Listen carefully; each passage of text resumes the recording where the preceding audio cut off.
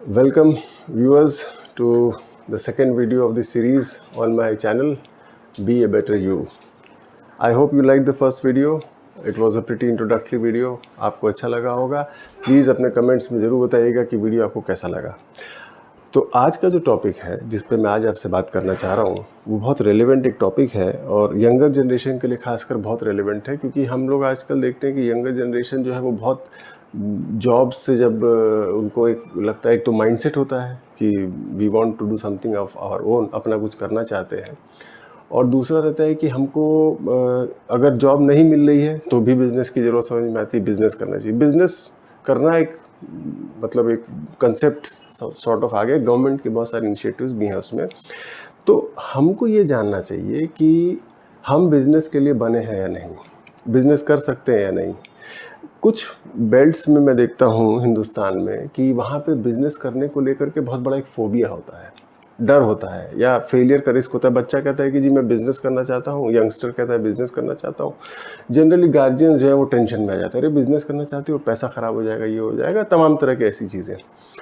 तो अगर हमको ये पता चल जाए क्या मुख्य कारण है, कैसे हम इस कंसेप्ट को समझें कि बिज़नेस में फेलियर होता क्यों है, why do our businesses fail, तो हम शायद इस बात को समझ पाएँ और अपने अंदर उस माइंडसेट को ला पाएँ कि हम अपने बिज़नेस को फेल होने से बचा सकते हैं. Before we try to do that, let's see who is an entrepreneur. किसको हम कहते हैं कि वो एक एंटरप्रेन्योर. एंटरप्रेन्योर का मतलब ये होता है, एक सिंपल सी डेफिनेशन अगर देखी जाए, एक ऐसा उद्यमी जो अपना उद्यम स्थापित करता है. और वो बिज़नेस हो सकता है, कोई एंटरप्राइज हो सकती है, कोई फैक्ट्री हो सकती है, कोई यूनिट हो सकती है, कोई बिज़नेस आइडिया को जनरेट करके सॉफ्टवेयर की इंडस्ट्री खोल सकता है, कुछ भी कर सकता है. एनी काइंड ऑफ एंटरप्राइज जो सेटअप हो जाए, तो उसको करने वाले को हम एंटरप्रेन्योर या उद्यमी कहते हैं.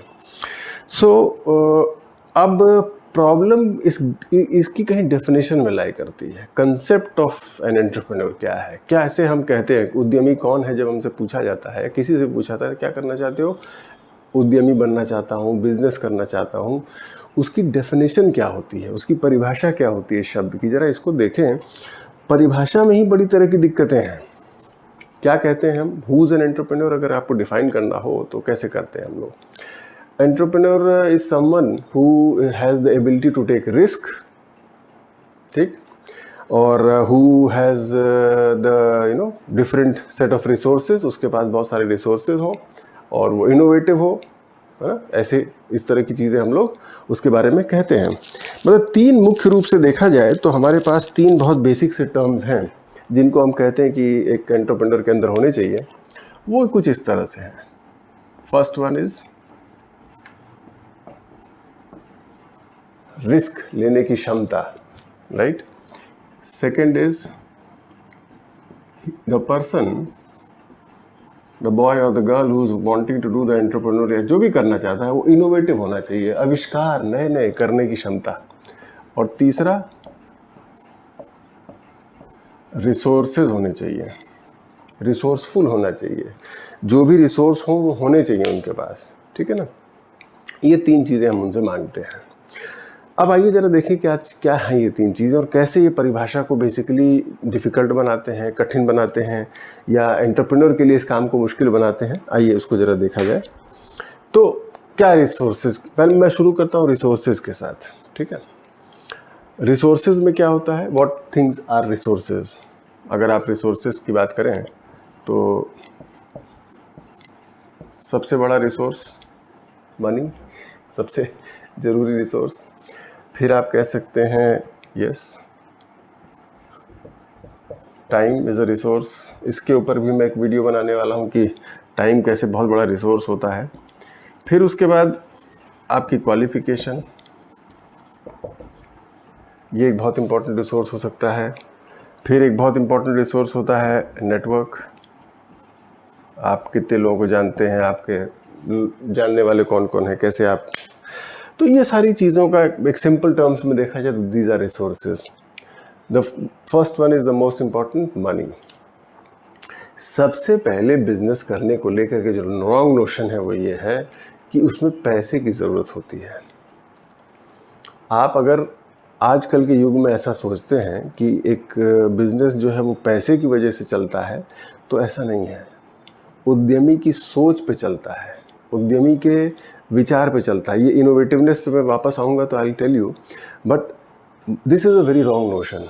हम लोग सबसे पहले, क्योंकि हम बिज़नेस करने के लिए सीधे अपने घरों में, अपने पासबुक में, अपने अकाउंट्स में जा कर के देखते हैं कि हमारे पास पैसे कितने हैं, उससे क्या क्या कर सकते हैं, वही हम करने की क्षमता रखते हैं, जबकि ऐसा नहीं है।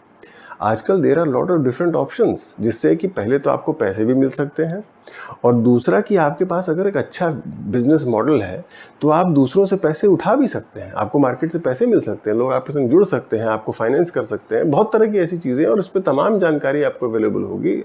अगर आप चाहेंगे तो मैं भी इस पर आपको गाइडेंस दे सकता हूँ। How can you arrange for money, and money is never a constraint. चूँकि हम कंस्ट्रेंट्स को पहले रख करके, काम से पहले रख करके काम नहीं करना चाहते हैं, इसलिए हम इस तरह की सीमाएं अपने सामने खड़ी कर रहे हैं। Otherwise money is never a constraint for somebody who is determined, जिसने सोचा हुआ है, पहली बात। दूसरा है क्वालिफिकेशन। टाइम पे I will not talk on this video, मैं आगे इसके बारे में बात करूँगा। चूँकि मैं मैनेजमेंट डिपार्टमेंट में हूँ, BHU में, तो मैं बहुत ऐसे बच्चों को देखता हूँ कि जो कहते हैं कि MBA करके हम एंटरप्राइज स्टैब्लिश करना चाहते हैं, MBA करके हम ऐसा करना चाहते हैं, मैनेजमेंट की डिग्री लेकर के। बहुत अच्छी बात है, मैनेजमेंट की डिग्री लेनी चाहिए, लेकिन अगर हम मैनेजमेंट की डिग्री को कोई कंस्ट्रेंट मानते हैं तो क्या सारे व्यापार करने वाले मैनेजमेंट की डिग्री लेके करते हैं, या इनफैक्ट कोई भी डिग्री लेके करते हैं? ऐसा तो नहीं है। तो और अच्छा, दूसरी बात क्या है, हम जो पढ़ाई कर रहे हैं क्या उसका रियल मार्केट से कोई रेलेवेंस होता है? Generally it is not the case. The real world of business is very different from business which is taught. हम थ्योरेटिकल कंसेप्ट्स को समझते हैं और उसका एप्लीकेशन जानने की कोशिश करते हैं, लेकिन मार्केट बहुत अलग होता है, बहुत अलग होता है। Believe me, it is very different. आप मार्केटिंग कमरे में बैठ के पढ़ें और एक साबुनों से भरा हुआ झोला लेके सड़क पर निकल के साबुन की एक्चुअली मार्केटिंग करके उसको बेचने जाइएगा तो ज़मीन और आसमान का फ़र्क है दोनों में। आप सर्विस सेक्टर की मार्केटिंग पढ़ते हैं और जब इंश्योरेंस प्रोडक्ट बेचने जाते हैं तो आपको पता चलता है कि ये एक्चुअली इतना आसान नहीं जितना कि कॉटलर ने कहा है, ये ऐसे तरीके से बिकता है सामान, ऐसा नहीं होता। तो there is a difference. Qualification को सीमा नहीं बनाना चाहिए, और इसमें बहुत सारी स्किल्स और भी एडेड हैं। क्वालिफिकेशंस में हम सॉफ्ट स्किल्स की बात करते हैं, बोलना और इंग्लिश कम्युनिकेशन और इस तरह की टेक्निकल स्किल्स, और ये कोर्स कर लो, वो कोर्स कर लो। ऐसे करके हम उसके सामने उद्यमी के सामने समस्याओं का एक पहाड़ बना रहे हैं, उसके लिए रास्ता आसान नहीं बना रहे हैं, which is actually a wrong thing to do. हम, और अगर हम खुद उद्यमी हैं तो हम तो ये सोच के खुद अपने लिए मुश्किल पैदा करते हैं। नेटवर्क, ये बात सही है कि लोगों को ज़्यादा जानने से उनसे कई आपको हेल्प और सपोर्ट सिस्टम्स मिलते हैं, लेकिन अगर आपके पास क्षमता है, कैपेबिलिटी है, तो आप चलते चलते भी लोगों से नेटवर्क बना सकते हैं, व्यापार के दौरान भी बना सकते हैं, और वो सब भी आपकी हेल्प करेंगे। पहले ही सारे नेटवर्क बना करके तब मैं व्यापार करना शुरू करूँगा, इस अप्रोच पे काम मत करिएगा। This is a wrong approach to think कि हम पहले ही दिन सारा कुछ बना लेंगे और उसके बाद उस पर काम करेंगे, तो ये मेरे ख्याल से एक गलत अप्रोच हो जाएगी। अब ये अगर इस डेफिनेशन के दूसरे गलत आयामों की बात करूं मैं, तो सबसे जो इम्पॉर्टेंट चीज़ है, रिसोर्सेज को तो हम लोगों ने समझा। अब हम लोग आते हैं नंबर 1 थ्रेट पे, ठीक है, रिस्क। ये एक ऐसा वर्ड है जिस पे कि आपको घंटों तक समझने की ज़रूरत है कि ये होता क्या है। जब भी कोई काम से किसी को रोकना होता है तो हमारे लिए सबसे आसान तरीका होता है इस शब्द का इस्तेमाल करना, खास करके यंगर जनरेशन को रोकने के लिए। जब वो कोई ऐसी चीज़ करना चाहते हैं जो हम नहीं करने देना चाहते हैं तो हम क्या कह देते हैं, रिस्की है।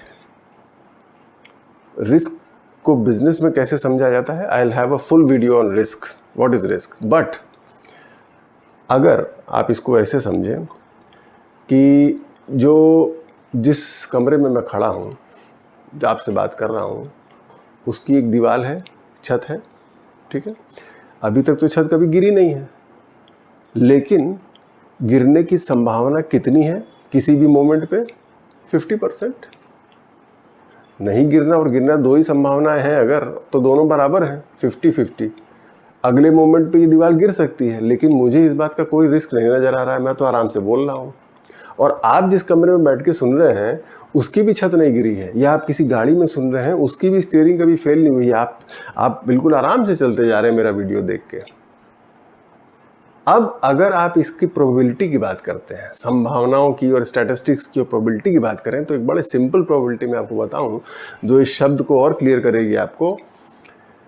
सड़क पे होने वाली दुर्घटनाओं से मरने वालों की संख्या जो है वो व्यापार करके फेल होने वालों की संख्या में बहुत ज़्यादा है। प्रतिदिन की बात करें अगर, तो every day the number of failures in entrepreneurship is less than the number of accidents on the road. तो इसका मतलब क्या है? रोड पे चलना ज़्यादा रिस्की है व्यापार करने से, तो क्या करना चाहिए? सड़क पे चलना बंद कर देना चाहिए। ऐसा हम करते हैं क्या? नहीं करते। इस केस में लेकिन हम रिस्की कह देते हैं। बिजनेस करना इज रिस्की, सड़क पे चलना इज नॉट रिस्की। जिस जगह पे हम बैठते हैं, जहाँ सोते हैं, वहाँ पंखा लगा है, वो गिर सकता है 50%। बिजनेस में फेल होने की प्रोबेबिलिटी तो 20-15% भी नहीं होगी, लेकिन वहाँ रिस्क है। और इसकी प्रोबेबिलिटी, जिस पंखे के नीचे आप बैठे हुए हैं उसकी गिरने की प्रोबेबिलिटी 50% है, लेकिन आप उसको रिस्क नहीं मान रहे, क्योंकि आपका परसेप्शन ऐसा है कि जिस चीज़ को करने से रोकना है किसी को, उसके साथ एक बेहतरीन शब्द मिला हुआ है, रिस्क, उसको डाल दो। तो ये गलत अप्रोच है, और इससे क्या है कि व्यापारी घबरा जाता है, उद्यमी घबरा जाता है। वो कहता है यार ये तो बहुत खतरनाक काम है, हर कोई कहता है खतरनाक है, जबकि ऐसा है नहीं। इसको चेंज करने की ज़रूरत है। इनोवेटिव होना चाहिए। इनोवेटिव का मतलब क्या होता है? कुछ आविष्कारी, कुछ क्रिएटिव, है ना? ऐसा ही होना चाहिए। अगर ऐसा होता तो तमाम जो मल्टीप्लेक्सेस खुलते हैं, कैफ़े कॉफ़ी डे टाइप के जो आउटलेट्स खुलते हैं, जो रेस्टोरेंट्स खुलते हैं, जो होटल्स खुलते हैं, जो नए नए स्कूल्स खुलते हैं, हॉस्पिटल्स खुलते हैं, ये सब तो बंद हो जाने चाहिए। क्यों? क्योंकि हॉस्पिटल तो 100 साल पहले खुला करते थे, अभी भी खुल रहे हैं। ये क्या इनोवेटिवनेस है? तो कुछ नहीं है। चाय की दुकानें हर मोड़ पे हुआ करती थी, कॉफ़ी चाय की दुकानें, और वही काम ये CCD का इतना बड़ा सा बोर्ड लगा करके और बिजनेस बन गया। ये कैसे हो रहा है? ये तो भाई कॉफ़ी है, भाई वैरायटी है, लेकिन है तो कॉफ़ी। सिनेमा घर जो है वो 30-50 साल 100 साल पहले भी हुआ करते थे, आज मल्टीप्लेक्स है। काम क्या है? तो सिनेमा घर ही। इनोवेटिवनेस कहाँ है? स्कूल पहले भी होते थे, स्कूल आज भी लोग खोलते हैं। हॉस्पिटल पहले भी होते थे, हॉस्पिटल आज भी खोले जाते हैं। What is the difference? Where is the innovativeness? Innovativeness का कंसेप्ट गलत डाला गया है हमारे दिमाग में। कुछ नया सोचो। नया क्यों सोचना है? जो एग्जिस्टिंग चीज़, सफल चीज़, साड़ी की एक दुकान मेरे बगल में है, उसके पास खूब भीड़ लग रही है, मैं उसके बगल में साड़ी की दूसरी दुकान खोलूँगा, आधी भीड़ तो मेरे पास आ जाएगी। मुझे करना क्या है? उससे अच्छी मधुर भाषा में बोलना है। अगर संभव हो पाए तो उससे सस्ते में साड़ी खरीदनी है और उससे 2 रुपए कम में करके बेच देनी है। हो गया मेरा बिजनेस स्टार्ट। अब मैं इनोवेटिवनेस के नाम पे साड़ी की डिज़ाइनिंग और साड़ी को ऑल टुगेदर बदल दूं और कुछ नया टाइप का साड़ी पैदा कर दूं, तो ऐसा तो नहीं हो सकता, और ऐसा होना भी नहीं चाहिए। तो ये जो कंसेप्ट है इनोवेटिवनेस का, उसको बदलने की ज़रूरत है ही गलत, सही समझने की ज़रूरत है। अब अगर ये सब कंसेप्ट हम लोगों ने गलत डेफिनेशन में डाले हुए एंटरप्रेन्योरशिप के, और घबराहट उस आदमी को हो रही है, उस व्यक्ति को हो रही है, उस लेडी को हो रही है जो एंटरप्रेन्योरशिप करना चाहता है, चाहती है, तो what is the right thing to do? Let's have the solution. Solution is very simple, right? You have to actually give it a beautiful kind of concept. चीज़ को बेहतरीन तरीके से प्रेजेंट करने की ज़रूरत है बस, ताकि उसको कॉन्फिडेंस मिले, उसको हिम्मत मिले। कैसे करना चाहिए? पहली चीज़ जो मुझे लगती है वो ये है कि हम उसको ये कहें कि इंस्टेड ऑफ सेइंग कि रिस्क और इनोवेटिव बनो, रिस्क लेने की एबिलिटी लाओ, ये सब खतरनाक चीज़ों को तो पहले मैं रब ऑफ कर दूं ताकि आपके दिमाग से हटे। हमको कहना क्या है? हु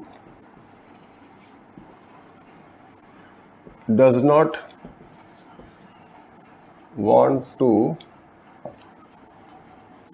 work for someone, वो है एंटरप्रेन्योर, वो है उद्यमी जो किसी और के लिए काम नहीं करना चाहता। काम नहीं करना चाहता, नहीं, किसी और के लिए, अपने लिए चाहता है, मेहनत करना चाहता है अपने लिए। ठीक है, पहली डेफिनेशन ये होनी चाहिए, एक ऐसा व्यक्ति जो कि किसी और के लिए काम नहीं करना चाहता, वो मेहनत अपने लिए करना चाहता है। First point. Second point is, ऐसे लोग जो ये जानते हैं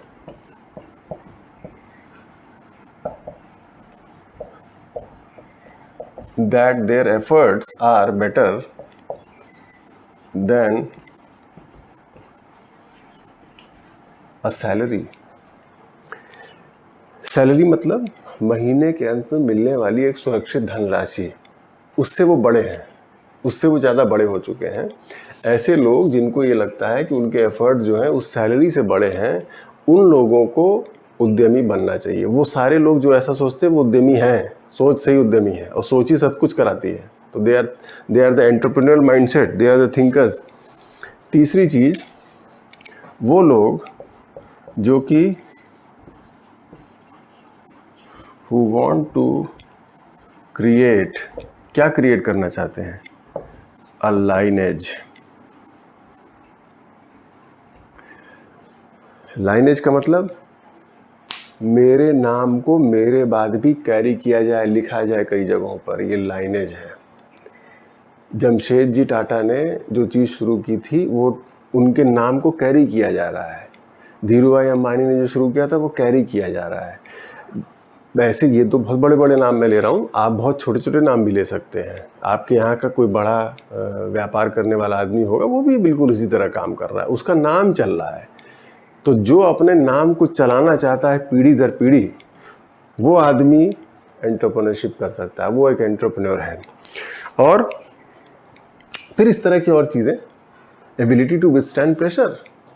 हम क्या काम में, अपनी नौकरी में प्रेशर नहीं लेते, लेकिन नौकरी में क्या है, हम कहते हैं यार रिस्क तो बिजनेसमैन का है ना, हम तो खाली उसके नौकर हैं, हमें तो पैसा मिलेगा, सैलरी महीने के अंत में जाएंगे काम करके पैसा। अगर आपको लगता है कि वो पैसे आपकी मेहनत से छोटे हो गए हैं, आपकी मेहनत उन पैसों से बड़ी है, तो आपको कुछ करने की ज़रूरत नहीं है। चुपचाप अपना काम करने के बारे में सोचिए। That is the best justice U can do. तो इन चीज़ों से अगर हम समझ डेवलप करें, इन चीज़ों के कंसेप्ट पे आएँ, तो this is basically what is required, right. अब मैं फिर बिजनेस के कुछ बहुत कोर कंसेप्ट्स आपको बता दूं, और उससे आपको कुछ एंटरप्रेन्योरशिप के बारे में भी समझने में आसानी होगी। कोई भी दुकान, कोई भी बिजनेस, कोई भी व्यापार, कोई भी काम तब तक बंद नहीं होता जब तक कि आप उसको बंद नहीं करते। आप जब तक अपनी दुकान का शटर खुद नहीं गिरा देंगे, दुकान खुली रहेगी। मैक्सिमम बिजनेस फेल होने का कारण खुद वो उद्यमी होते हैं जो उसको फेल होने देते हैं, या एक दिन अचानक हार मान लेते हैं। चढ़ना उतरना बिजनेस साइकिल का रूल है।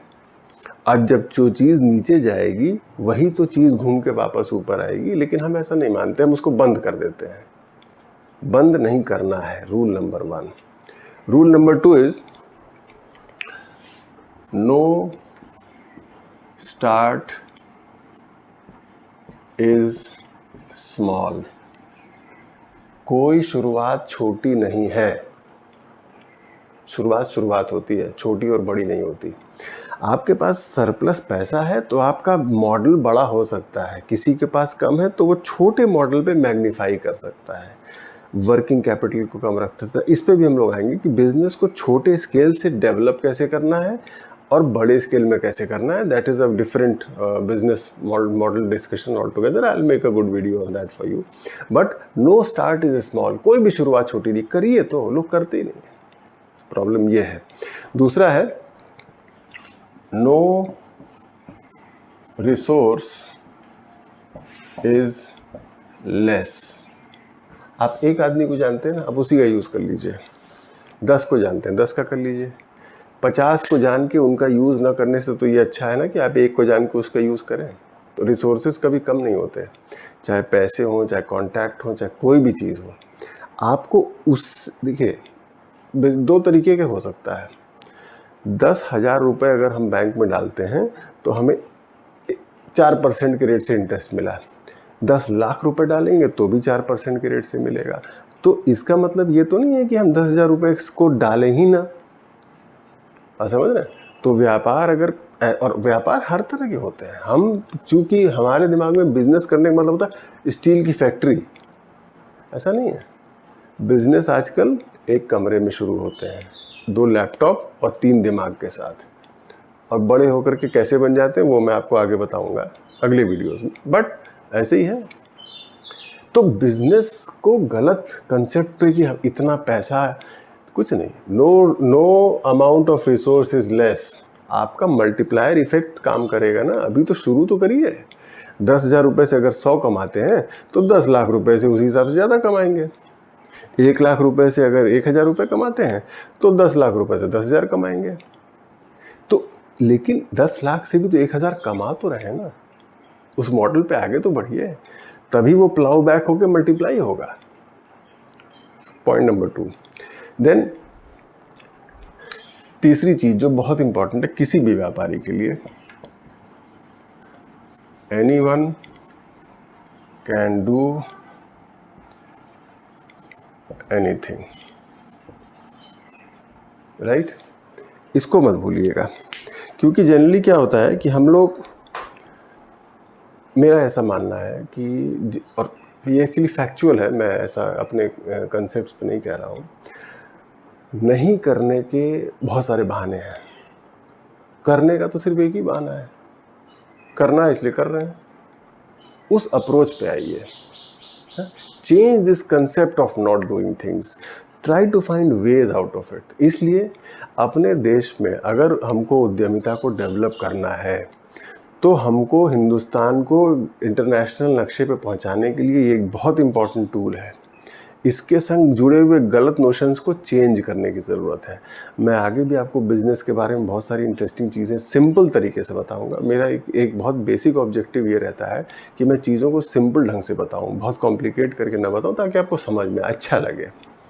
तो मेरे ख्याल से ये कंसेप्ट्स आपको कुछ समझ में आए होंगे। आज हमने डेफिनेशन की गलतियों को समझा है, आगे हम एंटरप्रेन्योरशिप के और कंसेप्ट पे भी बात करेंगे।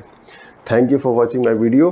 प्लीज़ लीव योर कमेंट्स, और इसके बारे में रिलेटेड क्वेश्चंस हो तो बताइएगा। I will be very happy to answer you, and requesting you all to please subscribe to the channel and like this video.